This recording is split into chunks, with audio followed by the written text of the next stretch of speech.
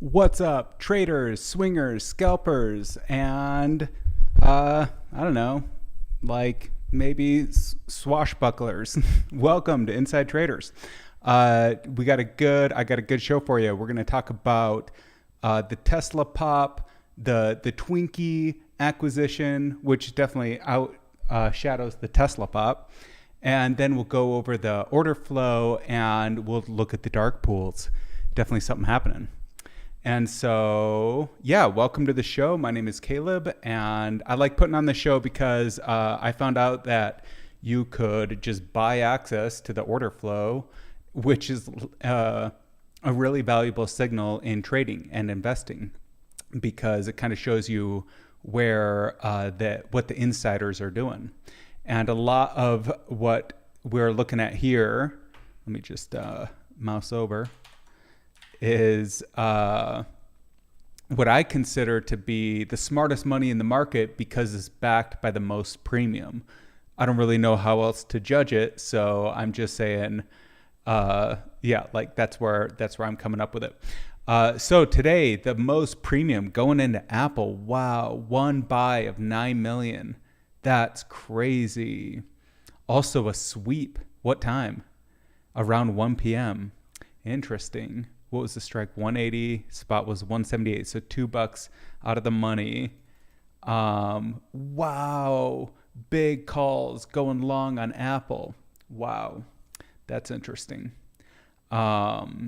So yeah, somebody's calling up Apple. If you ask me, the majority of the action today was on this guy, our old friend. What was that? Elon Musk. Going into Tesla. Yeah, lots of calls going into Tesla. And so they had a monster price move. Let me see if I can bring it up. Where is it? This one maybe?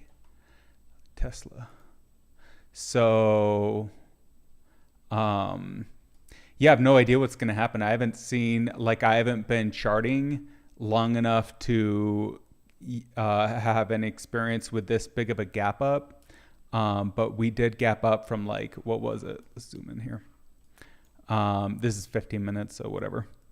The open was 247. Really? Is that where we were? Let's just zoom in and get the actual gap. Yeah, there it is. Boom. Bring this guy a little bit closer. And like that. So the gap here was 248.65. Why did I think we closed above 250? That's crazy. So we immediately gap up to 260 and then end the day around 273. So I don't know. I think the technical guys would say that because we're above this previous ceiling, which is probably around, we'd have to go back in time, right? Let's see where we're at and see if we can live come to some conclusions. Okay, well, that's not nothing. I mean, it looks like we're above every key. Whoops. How do I get that screen back? I think I just hid the screen. Technical difficulties. It's not H. Is it Command H? What is it? No, that's not it. Control H? Control. Okay, well, what? Alt H? Oh, it is Alt. Okay. So let's look for a horizontal intersection that is close to the price here. So we're lined up. What was our absolute high recently? Was almost 300, and then our real high was a little above 400. Actually, I think it was 420. Let's go look. The high was 414. Guess that's it. Anyway, look at that beautiful candle. Oh wait, this is on day. I think we have to look at the minute to go see that, but we don't have to. We don't have to go there. Okay, so I don't see anything obvious like that jumps out to me. Maybe on this level, like just near term. Let's just, oh my God, why? There. So I guess that does kind of look like something. It seems like a little bit more in no man's land now than it was, but yeah, that was the move on Tesla. So I don't really have any idea of what I think is going to happen, but the technical guys, I do believe, would say that because we've broken through some threshold that it's more bullish. What's exciting to me is Twinkie. Like, who knew that Twinkies, you could even buy and sell them on the stock market? Hostess sold out this today to like PJ Smuckers. You know, you sold to a guy named Smuckers. Like, you were Hostess. Little Debbie's? Like, who owns Little Debbie's?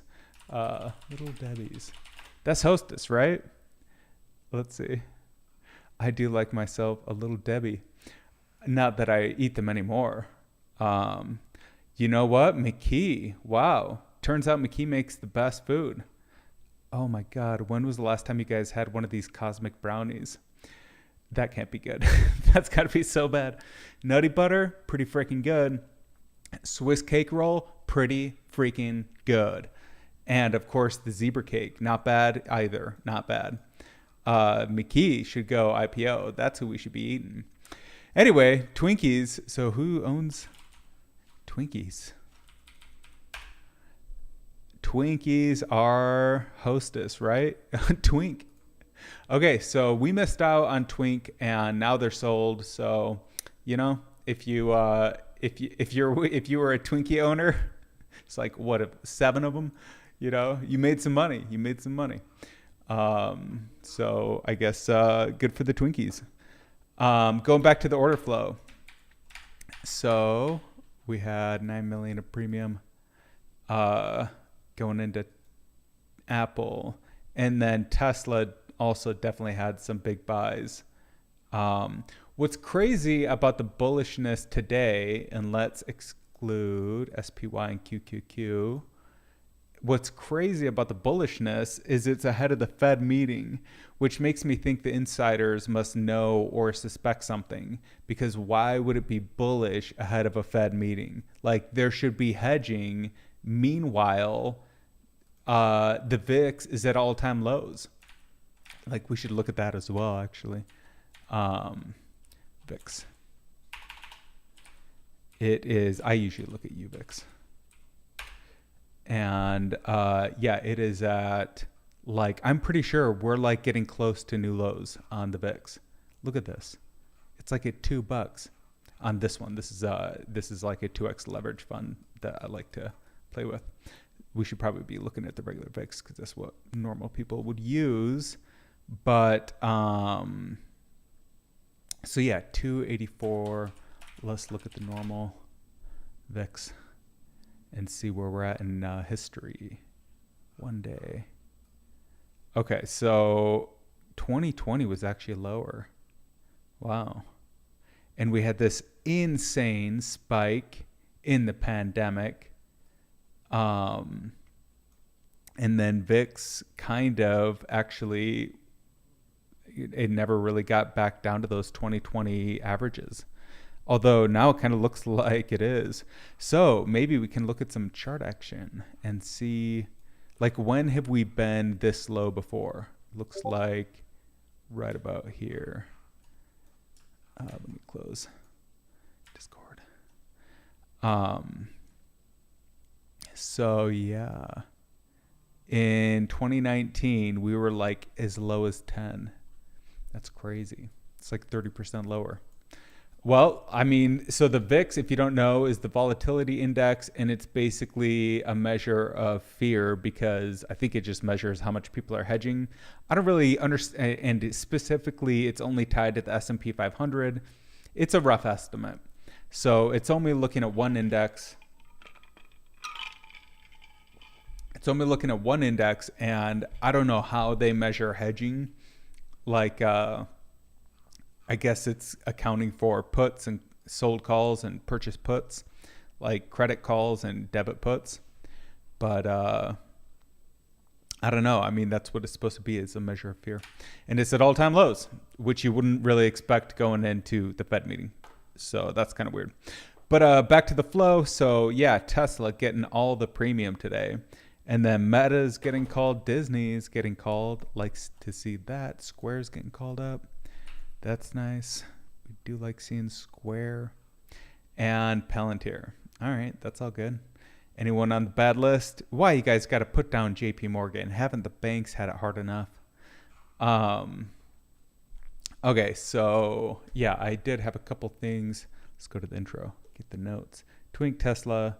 I did notice that in the dark pools, there were some prints on ARK, which is like not that common. And so we had 20 million coming in at 44.5, which I believe is a key technical indicator of bullishness. So that could be good. It's strange. I mean, if you're an ARK bull, which of course I am, it's strange to see this coming in ahead of a Fed meeting, which makes me think that people have to know something. But either way, look at this giant Billy, 2.4 Billy coming into SPY. The Billies are spying on SPY. It's crazy. That's a lot of money, $2.4 billion, $2.4 billion move. Now, what I don't know, and I don't think we can know, is whether that was a buy or a sell, but I think you can infer it based off of the general movement today, which was quite bullish. So yeah, let's see, who else is getting some calls? Who else is getting a lot of premium? I guess that's it. So all the premium going into Tesla. I did see a lot going into NVIDIA as well. Where's that? Yeah, right here. So NVIDIA had pretty good call flow, and I think the price ended quite a bit lower, like maybe 0.8 something %. And then ARK, again, yeah, we're seeing some bullish flow. So it's still more bearish. It's interesting how like it's such a convenient name. I think one of the reasons it's a popular ETF is it's such a convenient name to express a super concentrated market opinion. And so that whole sector moves together of all the ARK funds, basically. I mean, the holdings in the ARK fund, the ARK funds themselves differ in performance. ARKW being the best, which is, I think, has more big tech in it. But yeah, I think people like using ARK as an instrument because it has such a concentrated and correlated position in the market. It's like an easy instrument to be able to just, throw on a hedge on a whole sector. And so that's what I think that's about. What is this? I think I wanted to go look at like the whole list. No. Let's see if we got any call flow. Nice. Maybe some people knew early. I don't know. The sell is done, so I'm not sure why you would buy after the news is out, but again, maybe they know something. So yeah, like we don't have to go too crazy. Like that's about the order flow and the and the sentiment of the day was quite bullish. So we'll see what happens for the rest of the week. We can look at the economic calendar real quick and see what's coming up on this week. So September 12th. Oh, I should have said something for September 11th. My story? You want to hear my story? I'm not going to tell it to you. No, I'm not going to tell you. September 12th, tomorrow we get business optimism. I don't recognize that. We get treasury purchase bullishes, 10-year no auction might be something. And then we get core inflation. That's going to be important on Wednesday. Yeesh. So I don't know. Like we'll see what the action is tomorrow. If it's bullish, I would say that people know something. and there's like some whispers happening, because I would expect massive bearishness. Like, look at all this. We get core PPI, we get the Fed, we get core inflation. Like, this is the most stacked data week ever, actually. And so whatever's happening, I think there's going to be like, either if it's bullish, I would have to imagine that it's kind of like some insider trading happening, basically, because why would it be bullish ahead of the Fed meeting? That makes no sense. We should see the VIX way higher, and there should be much more fear. And the only reason there wouldn't be fear is if people know something. So we'll find out, though, real soon. So what's the low here? 1358, and we are at 1381. I mean, that's crazy. This makes me want to buy some UVIX. Get into the VIX. Cool. Well, good for Twinkies. Good for Smuckers, I guess. Like, what is there? Smuckers? Is that a real SJM? This is like a real company, eh? Let's see. Well, anyway, they own Twinkies now, so may they rest in peace. Okay, I don't have anything like in particular to rant about in terms of sold calls. I've already done episodes on my strategies and what I think. One little tidbit I can offer that I worked through recently was, when you're dealing with sold calls, you really have to be careful with that premium. Because if you lose that premium, like you withdraw it or you buy an option and it expires or something, then you're going to get locked into that contract of the sold call. Because unless you add more money, you can always add more money. But like, let's say you had a fixed fund and you only had like monthly dividends or whatever as like fresh capital. And so,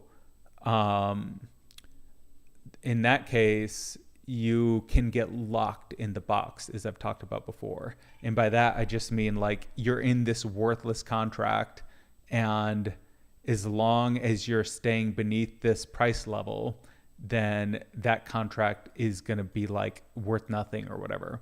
And Tesla has been locked in the box since over a year, almost a year. Over a year. No, almost a year.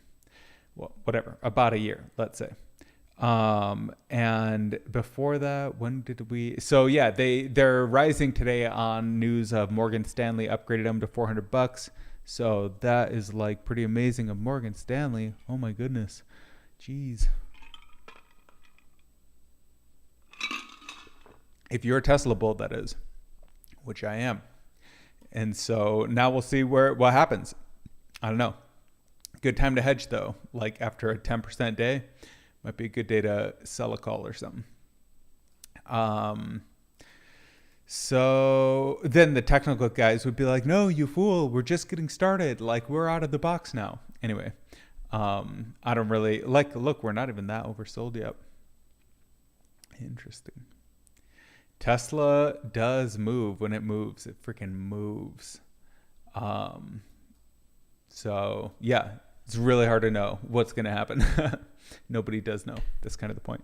But yeah, like, so I've been trapped in the box for a little bit. Basically, you just have to like find some way to create enough liquidity to be able to like get your portfolio into a position where you can sell calls again. Because if you get restricted in these different ways, which your brokerage can restrict you, like one of them would be, what would it be? Well, like if your call enters the money, then if you sell a call and that call enters the money, that is going to have a ton more margin requirements, because as soon as a call or put enters the money, everything changes. Like now the delta is 1 or -1. And so like every penny is like getting multiplied into that contract and once it's in the money. And then if it's deep in the money, you're basically like, yeah, like you have a much higher margin requirement.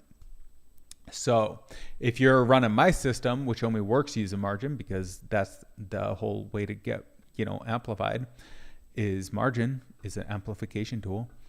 And so you got to like avoid margin calls, and you got to think about margin requirements, and then your positions. What did FINRA set for the initial and the maintenance requirements for your margin?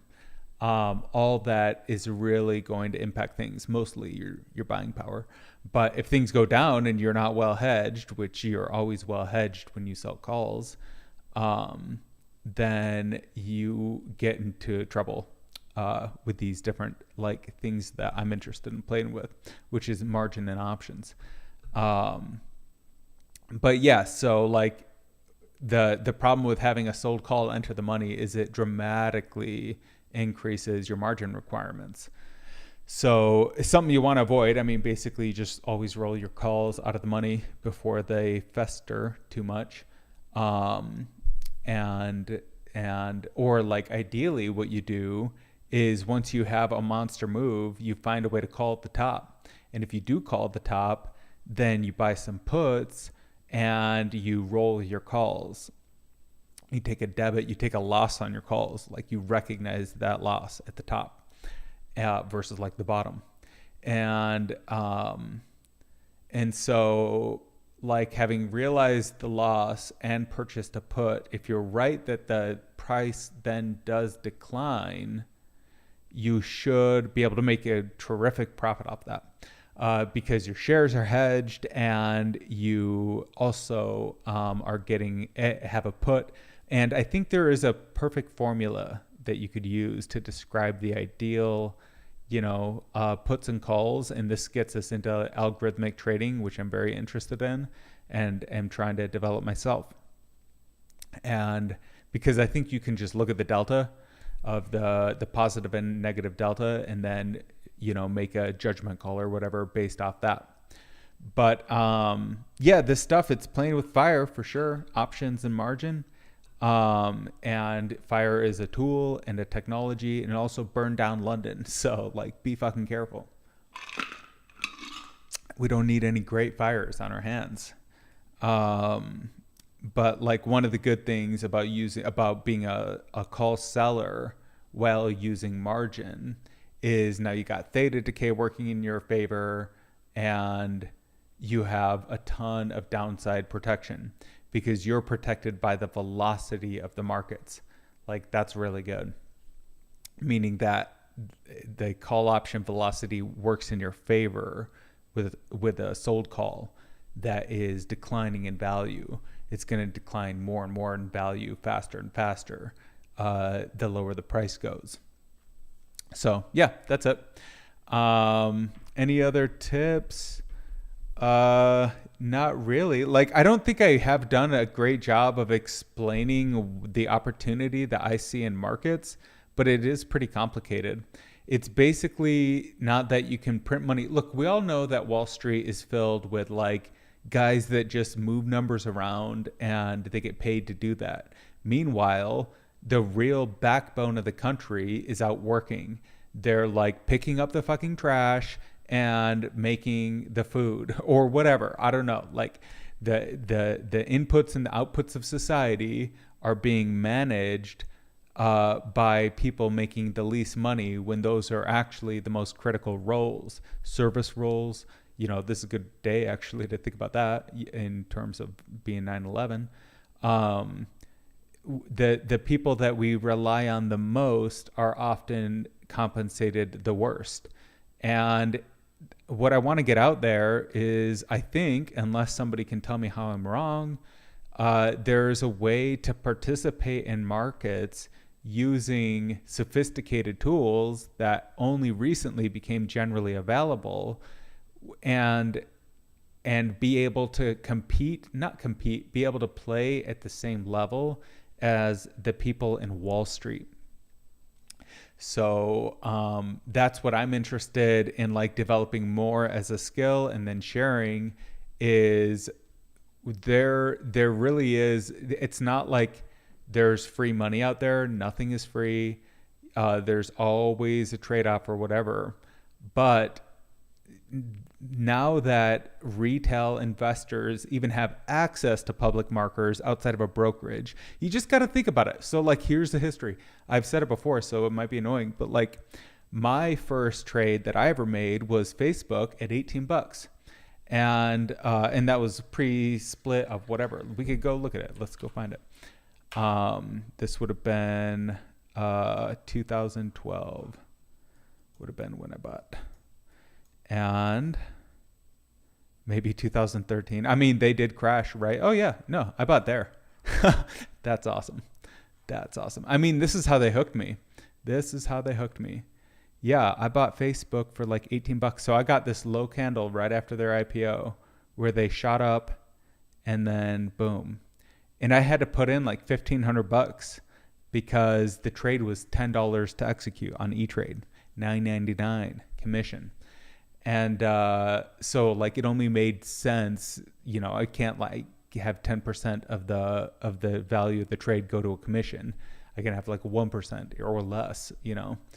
And then I can't remember where I sold. I maybe could find out, but I think it was like $90 or something. And it was enough to get a car. I remember that. And so, yeah. Like, why was I telling you all this? Well, I don't know, like just this general opportunity is a new thing. Like, you used to have to pay $10 a trade. That is so prohibitive.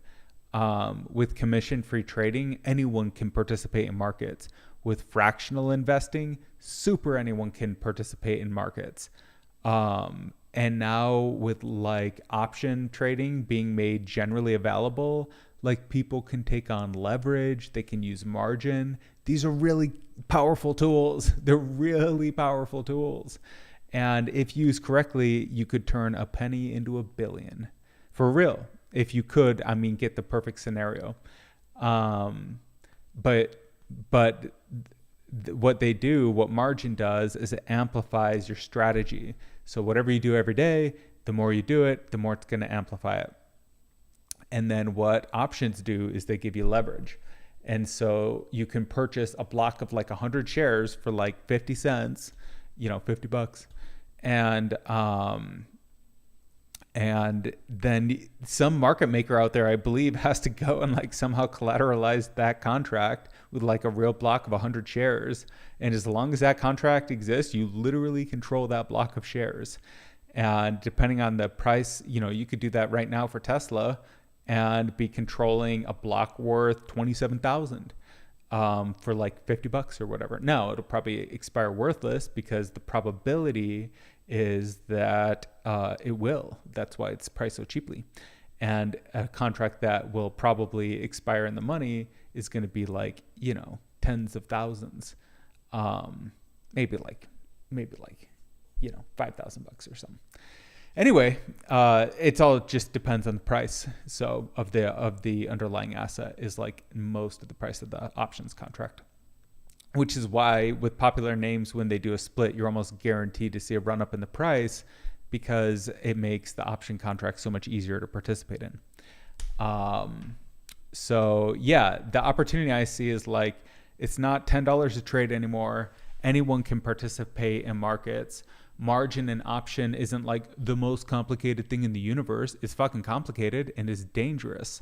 And you have to be super duper, I'm invoking a duper here, careful when it comes to margin and options, when it comes to amplification and leverage. But just think of those two words. You got a giant lever and you're going to amplify it. Fuck, you can move a lot if you do that. And so that is what I found in markets. And I stumbled upon all of this. All my secrets were found on accident. And I feel like it would be bad luck for me not to share it all. And I've lost and burned and done everything bad, but the things that I can share are, one, how to avoid all that, but also just like the tricks and tips that I found along the way. And the best thing I've found is margin and options, amplification and leverage, two great principles. in life and in markets. Okay, so do we got anything else to talk about? Intro? What do we want to say? We're twinks with Tesla, and we got bull and bear flow and the dark pools. Yeah, I do like looking at these dark pools. They are, it's crazy to me that it's even legal for companies to deploy billions of dollars into the market in these side channels. And it is so that they don't impact the price, but like that in itself is an arbitrage. This is what I freaking love about Bitcoin. And I think Bitcoin might be in for a good time soon. Or a really bad time, but something's going to happen. Because it's at 25,000. So this is, I believe, I heard on a YouTube channel, a key level. It doesn't look that crazy to me. But you got some tops here. Okay, I can see it. So we're at 25K. And then this definitely looks like something. 20,000. Yeah. That looks like something. And then what is that? 13,000. So we probably won't get there. But if we do break below, that might be, I might be interested in shorting Bitcoin and just see how low it can go. And but there's a good chance that we bounce up. And if we do bounce up, then this looks like a pretty clear ceiling. Whoop. Once again. What was that? 28,000. And then the real one looks like right here, actually. Let's even move this out of the way. So then it's like, what is this? 32,000. Looks more like a line to me. Maybe a little bit lower. And so, yeah, you could see one of these big green shafts coming in right here. And just so as you know, BitX is a 2x leverage fund, right? Is it BitX? Bitcoin 2x leverage ETF. ProShares. Bitsy? No, that's not what I was thinking. Anyway, the point is you can get exposure to the price of Bitcoin at 2x leverage through these ETFs. So that's pretty cool. Okay, cool. Well, that's the show. I hope I understand that not a lot of what I shared is actionable for most people, but the general idea is that commission-free trading makes it so that anyone can participate in markets. Fractional trading makes it so that anyone can participate at any level. So for example, what you could do is gift your child for their birthday this year a brokerage account, and you could fund it with $100 and teach them how to invest and get them learning these lessons of how these markets work while they're young. And it's, it comes back to why does any of this matter? We need to live in a society where everyone benefits from the upside. You cannot concentrate the upside in a very few number of people, obviously. And the way to do that is to make everyone an owner. Every citizen of the country becomes an owner. And when GDP goes up, we all have to win, not just the billionaires, everyone. And if it's not that way, bad shit happens. So we're here to help make good things happen and try to demystify markets and make them not so scary, and by using the most dangerous accelerant tools there are, and showing how there is a way, in theory at least, to be safe and responsible. But even if you don't use margin and options, you should still be a market participant, and slowly over years, because it's important that we all benefit from the upside, and we can't concentrate it in a couple of billionaires or people. Really, that's what it is. It's a couple of billionaires. Not that I'm anti-billionaire. I think I want to be a billionaire, right? I'd love to be. I got plans. I do shit way cooler than them. What are they buying? Islands? No, do some social experiments, make a cheesecake factory that just prints cheesecakes for free all day long, 365, 1,000 cheesecakes a day printed. And if nobody's there to catch one of those cheesecakes, it just falls on the sidewalk and piles up. And that's somebody's job, is to clean up the cheesecake when nobody gets it. But they always get it because it's friggin' delicious. So that's what I propose billionaires work on. Okay, see you guys.